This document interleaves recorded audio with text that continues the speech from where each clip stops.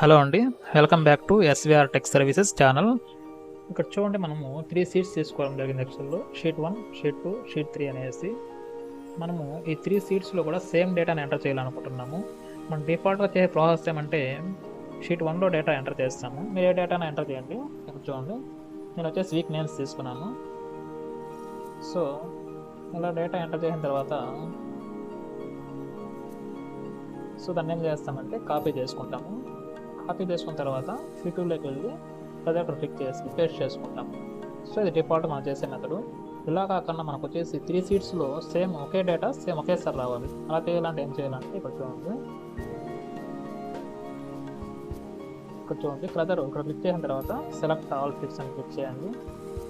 So మీరు ఏం చేస్తారంటే ఇక్కడ డేటా అనేది ఎంటర్ చేయండి. ఎంటర్ చేసిన తర్వాత చూడండి, ప్రొజెక్ట్ ఇక్కడ ట్రాక్ చేయండి. మీరు ఎంతవరకు కావాలో అంతవరకు తీసుకోండి. సో వీక్ నేమ్స్ ఎంటర్ చేసాం, మంత్ నేమ్స్ కూడా తీసుకోండి.